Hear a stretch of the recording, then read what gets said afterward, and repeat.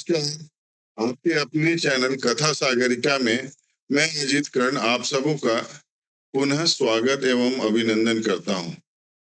जैसा मैंने वादा किया था, खेसारी लाल की कथा के रूप में उन गरीब मजदूरों की कहानी आपके सामने पेश करूंगा जो रोजगार के चक्कर में बिहार और पूर्वी उत्तर प्रदेश से देश के विभिन्न भागों में जाते हैं। वैसे यह कथा आज से 65-70 साल पुरानी है, किंतु इनकी मनोदशा में क्या कुछ होता है, क्या कुछ ये सोचते हैं, यह बहुत ज्यादा बदला नहीं है। समय बदला है, लोग बदले हैं, किंतु भावनाएं कुछ वैसी ही हैं। तो हम बिना ज्यादा कुछ कहे हुए अपनी कहानी शुरू करते हैं।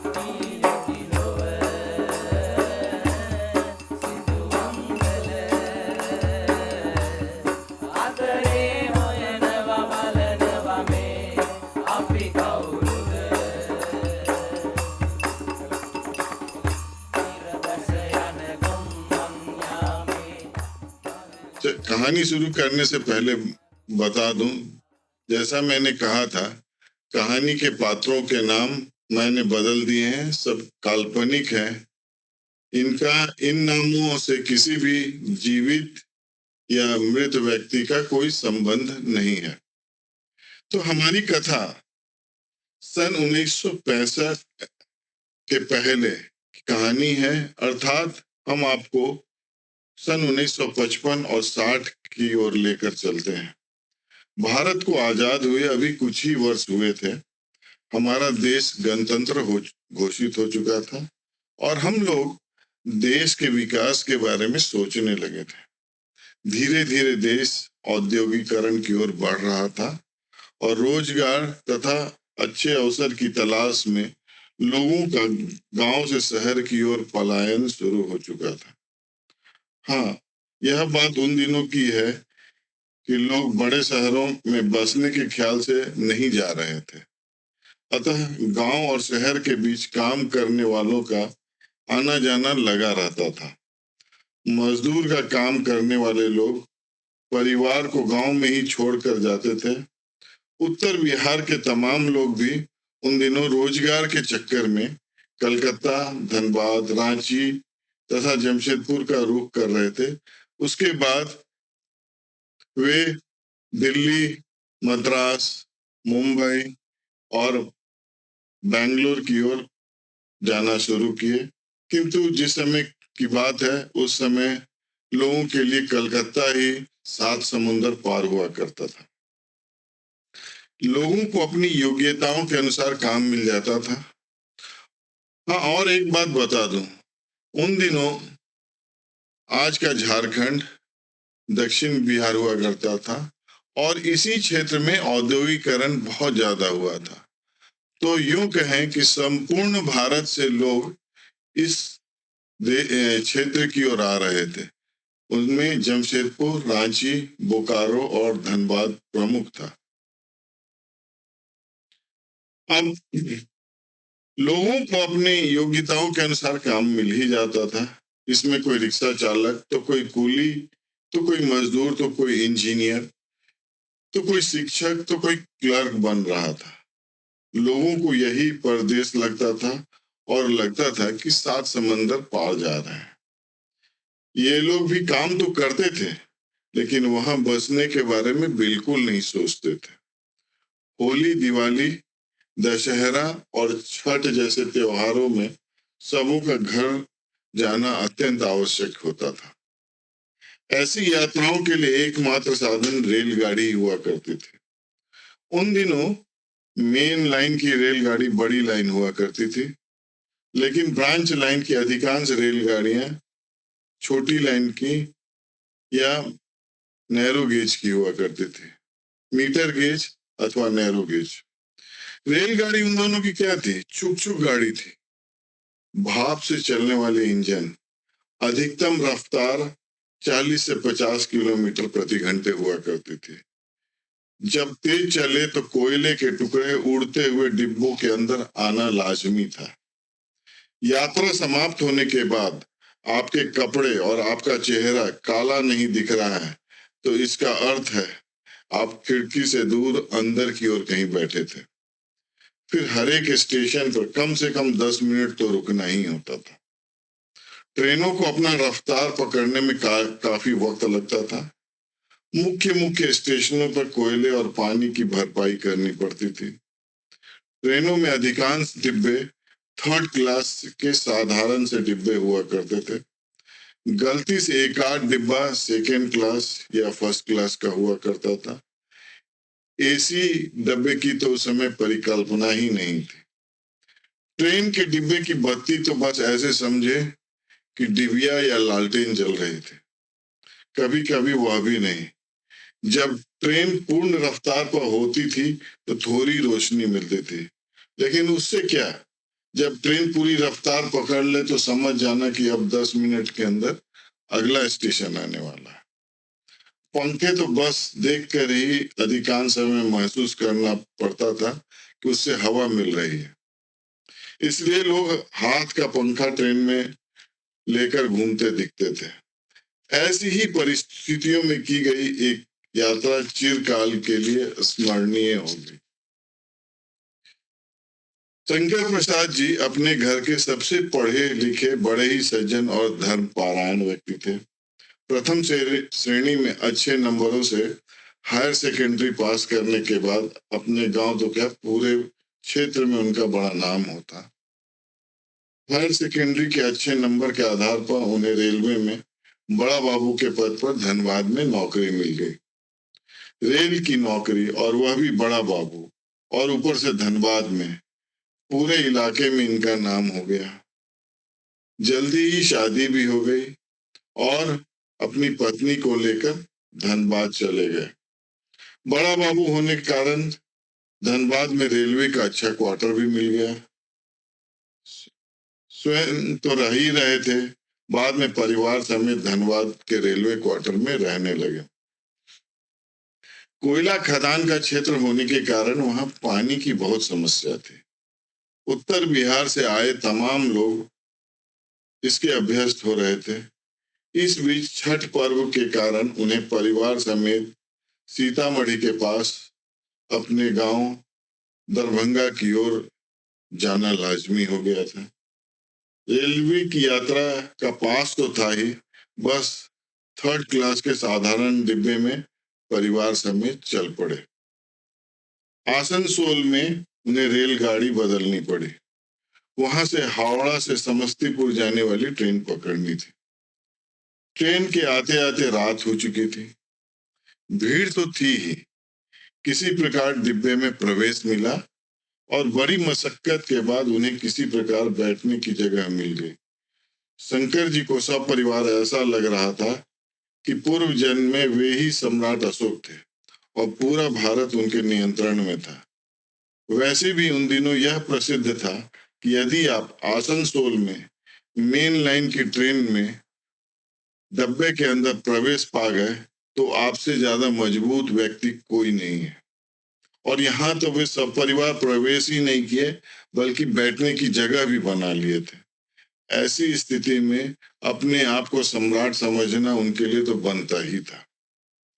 अब धीरे धीरे ट्रेन चल पड़ी थी और चलने के कारण अंधेरे ट्रेन में अब थोड़ी रोशनी आने लगी थी। उसी डिबिये जैसी रोशनी में घर से लाया हुआ पराठा सब्जी किसी प्रकार से एक पुराने अखबार पर रखकर खा लिया। थोड़ी देर बाद उन्होंने देखा कि अपने सामने वाली सीट की तिरछी तरफ एक आदमी जबरदस्त तरीके से धूप का चश्मा लगाए हुए बैठा है। बढ़िया फुल शर्ट तथा चूं चूं करने वाला जूता पहन रखा था। हाथों में एक अच्छी सी घड़ी भी पहन रखी थी। इधर शंकर जी हड़बड़ी में अपनी घड़ी धनबाद में ही छोड़ आए थे। यह व्यक्ति बड़ा अटपटा लग रहा था और न चाहते हुए भी शंकर जी ने बात शुरू करने के लिए उनसे समय पूछ लिया। तो उस व्यक्ति ने शंकर जी की ओर हाथ बढ़ा दिया और कहा, देख लीजिए। करीब 1 घंटे बाद शंकर जी ने फिर समय पूछा तो उसने फिर से उसी प्रकार जवाब दिया। लोग अब अपनी अपनी सीटों पर बैठकर धीरे धीरे ऊँघने लगे थे। वैसे भी आसनसोल से समस्तीपुर की यात्रा करीब 16-18 घंटे में पूर्ण होती थी। वह व्यक्ति शंकर जी से खास कर नजरें बचाने की कोशिश कर रहा था। उसने एक तरकीब निकाली, अपने पास से एक अंग्रेजी का अखबार निकाला और इस प्रकार खोल लिया कि जिससे उसका चेहरा ढक जाए। शंकर जी सोच में डूब गए। पता नहीं इतनी कम रोशनी में, वह भी धूप का चश्मा चढ़ाकर, यह व्यक्ति कैसे अखबार पढ़ रहा है। उन दिनों कोई आतंकवादी हमला तो होता नहीं था, लेकिन पता नहीं यह व्यक्ति शंकर जी को सही नहीं लग रहा था। परंतु कारण भी समझ नहीं आ रहा था। इसी सोच में उनकी नींद उड़ गई। जहां लगभग सारे लोग बैठ बैठ कर सो रहे थे, शंकर जी अपने ही सोच में डूबे हुए थे। धीरे धीरे अब सवेरा होने लगा था। ट्रेन गंगा नदी के ऊपर बने राजेंद्र सेतु से गुजर रही थी। बाहर अत्यंत सुंदर दृश्य था। अंदर सभी बैठे बैठे ऊँघ रहे थे। अचानक पुल पर से ट्रेन गुजरने की आवाज और ठंडी हवा ने सबों को उठा दिया। सभी लोग पूर्व दिशा की ओर उदयीमान सूर्य और गंगा नदी को प्रणाम करने लगे। लेकिन वह व्यक्ति डिब्बे के दूसरी तरफ की खिड़की से चश्मा पहने पहने ही प्रणाम किया। पुनः अखबार फैलाकर पढ़ने की कोशिश करने लगा। थोड़ी देर के बाद ट्रेन बरौनी स्टेशन आ चुकी थी। सुबह के 9 बज रहे थे। यहाँ ट्रेन की सफाई होनी थी। इंजन में कोयला पानी भी भरा जाना था। कुल मिलाकर करीब 1.5-2 घंटे ट्रेन को तो यहाँ रुकना ही था। अनेक लोग उतर चुके थे। अंदर काफी जगह बन गई थी। आगे यात्रा करने वाले लोग मुंह हाथ धोकर नाश्ता करने में व्यस्त थे। लोगों लोगों ने सुबह की ताजा खबरें पढ़ने के लिए अखबार खरीद लिया था। इधर शंकर जी भी अपना मुंह हाथ धोकर नाश्ता का इंतजाम करने में व्यस्त थे। लेकिन उस व्यक्ति से उनका ध्यान ही नहीं हट रहा था। ट्रेन अब बरौनी स्टेशन से खुल चुकी थी। शंकर जी ने एक बार फिर उस व्यक्ति से समय पूछ लिया। उस व्यक्ति ने फिर अपने पुराने तरीके से जवाब दिया। शंकर जी की सहन शक्ति के बाहर की बात जा रही थी। अचानक उन्होंने देखा कि वह व्यक्ति उल्टा अखबार पकड़े हुए है। इस पर शंकर जी ने पूछा कि आज की ताजा खबर क्या है। इस पर उसने जवाब दिया कि वह अभी पढ़ ही रहा है। तब शंकर जी ने उससे पूछा कि वह उल्टा अखबार कैसे पढ़ रहा है। तब उसे जवाब देते बन नहीं रहा था। तब शंकर जी ने प्रश्नों की झड़ी लगा दी, जैसे वह सारी रात धूप वाला चश्मा क्यों पहने हुआ था, समय पूछने पर बार बार घड़ी देखने के लिए क्यों कहता था। तब उस श्रीमान ने शंकर जी को शौचालय की तरफ आने को कहा। शौचालय के पास जाते ही उसने अपना चश्मा हटाया और शंकर जी का पैर पकड़ लिया। पहले तो शंकर जी चौंक गए, फिर ध्यान से देखा तो समझ गए। यह व्यक्ति उनके ही गांव पर उनके खेत में काम करने वाला खेसारी लाल था, जिसे सब खेसरिया कहकर पुकारते थे। पढ़ाई लिखाई बिल्कुल नहीं की थी। शंकर जी के धनबाद जाने के बाद कमाने के लिए कलकत्ता चला गया था। मजदूरी करके कलकत्ता में अच्छा कमा रहा था। कमाने के बाद पहली बार गांव जा रहा था, तो अपने आप को साहब की तरह पेश करने की मनोइच्छा थी।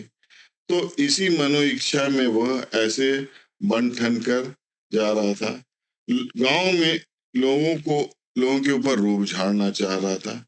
इसी चक्कर में उसने अपनी ऐसी रूपरेखा बना ली थी। लेकिन उसे क्या पता था को भाग्य को यह सब मंजूर नहीं है। उसकी बदकिस्मती से शंकर जी मिल गए और सारी बातें बताने के बाद शंकर जी से कहा, मालिक मेरा भेद मत खोलिएगा। शंकर जी ने भी उससे वादा लिया कि गांव में जाकर फोकट का लोगों के ऊपर रोब नहीं झाड़ेगा। शंकर जी का मन अब हल्का हुआ और सीट पर जाकर आराम से बैठ गए। ट्रेन करीब 11 बजे समस्तीपुर स्टेशन पहुंच गई। यहाँ से उन लोगों को दरभंगा जाने वाली ट्रेन पकड़ने के लिए ट्रेन बदलना था। दूसरे प्लेटफॉर्म से छोटी लाइन अथवा मीटर गेज की ट्रेन को पकड़नी थी। अब खेसारी लाल जल्दी से बाहर आया और उसने कहा कि मालिक, हम हैं तो आप कुली क्यों कीजिएगा। उसने अपने बैग से एक चादर निकाला और ओढ़ लिया। ओढ़कर उनका शंकर जी का सारा सामान अपने सिर के ऊपर लेकर 2 नंबर प्लेटफॉर्म की ओर चल पड़ा। वहां पर 2 नंबर प्लेटफॉर्म पर पहुंचने के बाद पता चला कि ट्रेन आने में काफी देर है। तब शंकर जी उसको एक और ले गए, बोले चलो हम लोग बेंच पर कहीं बैठते हैं। और वे सब बेंच पर सामान के साथ बैठ गए। उसके बाद उससे हालचाल पूछने लगे। उसने बताया, मालिक, आपके जाने के बाद गांव में काम देने वाला कोई नहीं रहा। काम देता भी था तो पैसे नहीं देते थे। तो फिर मैं भूखे मरने की कगार पर पहुंच गया। तो फिर काम के खोज में मैं कलकत्ता की ओर चला गया और कलकत्ता में एक मजदूरी करने लगा। लेकिन अच्छे कमाने के बाद मन में इच्छा हुई कि हम भी साहब की तरह बनकर गांव जाएं। उन्होंने पूछा कि तुम कलकत्ता में रहते कैसे हो। बोला, मालिक, हम लोगों को एक कमरा मिला हुआ है। उसी एक छोटे से कमरे में हम लोग 10 मजदूर रहते हैं। सेठ के यहाँ काम करते हैं और दिन में वहीं खाते हैं। रात को हम लोग कुछ भी बनाकर खा लेते हैं, सो जाते हैं। फिर हमारी दिनचर्या में मनोरंजन नाम की कोई चीज नहीं है। तो हमें भी लगता था कि हम भी कुछ बने। तो शंकर जी ने कहा कि यह सब तो ठीक है, लेकिन इतनी एक्टिंग करने की आवश्यकता क्या है। बोले, तुम्हारी मनोभावना को मैं समझ रहा हूँ। यह बहुत अच्छी बात है कि तुम बड़ा दिखना चाहते हो, तो सिर्फ बड़ा दिखोगे क्यों, बड़ा बनो भी। सुनो, एक ऐसा काम करो, अभी तो हम लोग छठ के लिए जा रहे हैं घर पर और करीब करीब 1 महीने गांव पे तो रहेंगे ही। तुम ऐसा करो कि गांव पर छठ समाप्त होने के बाद तुम प्रतिदिन सुबह मेरे यहाँ आ जाया करो। करीब 2 घंटे मैं तुम्हें पढ़ाऊंगा और उसके बाद मेरे ही खेत पे तुम वहां काम किया करना। इससे तुम्हें कुछ पैसे भी मिल जाएंगे और रोज मैं तुम्हें पढ़ना सिखा दूंगा। क्योंकि मुझे नहीं लगता है कि तुम्हारा सेठ, अच्छा ये बताओ, तुम्हारा सेठ जो पैसा देता है तो कहीं दस्तखत करवाता है।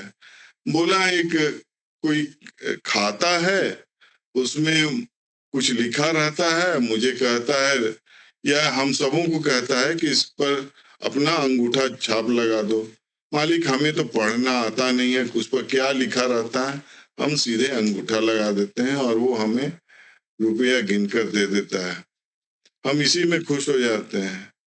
शंकर जी ने कहा, तुम्हें क्या मालूम वो कितना ठग रहा है तुम्हें। खाते में कुछ लिखा है, दे कुछ रहा है। तो आज से मैं चाहूंगा कि तुम सिर्फ बड़ा दिखो नहीं, बड़ा बनो भी।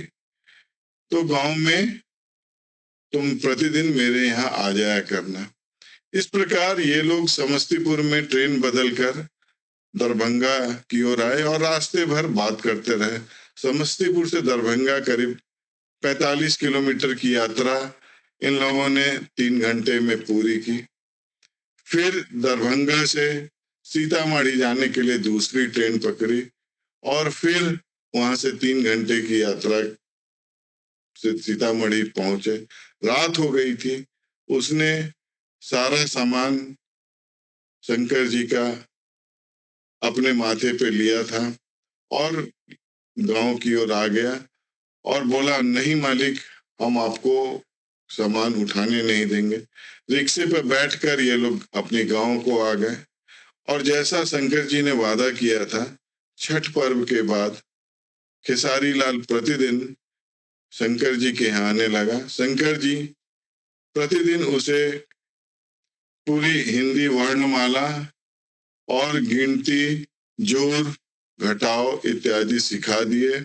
1 महीने में वह इस लायक तो बन ही गया कि सचमुच हिंदी का अखबार पढ़ सके, अपना नाम लिख सके और रजिस्टर या खाते में सेठ ने क्या लिखा है उसे अच्छी तरीके से पढ़ सके और अगली बार अंगूठा न लगाकर हस्ताक्षर कर सके। तो यह सब 1 महीने के बाद खेसारी लाल को इतना अच्छा लगा, वह वाकई एक साहब की तरह शर्ट पैंट पहनकर कलकत्ता की ओर गया और कलकत्ता में जब महीने का पगार उसे मिला तो उसने अंगूठा लगाने के बजाय हस्ताक्षर किया और वह रजिस्टर में जो लिखा था उसी हिसाब से उसने पैसे मांगे।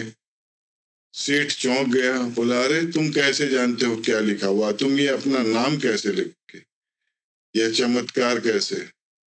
तो बोला मालिक आपने तो सिर्फ हमसे मजदूरी कराया और पैसे दिए, लेकिन गांव पर हमारे जो मालिक हैं उन्होंने हमें जीवन दान दिया है, हमें ज्ञान दान दिया है, हम उनके आभारी हैं। इस प्रकार ऐसी मनोदशा से गुजरने वाले तमाम मजदूर आज भी भारत के तमाम प्रदेशों में रहते हैं और दिवाली और छठ के अवसर पर ट्रेनों में, बसों में भर भर कर गांव की ओर लौटते हैं। उम्मीद है हमारी यह कहानी आपको पसंद आई होगी। पसंद आए तो अपना आशीर्वाद जरूर देंगे। धन्यवाद।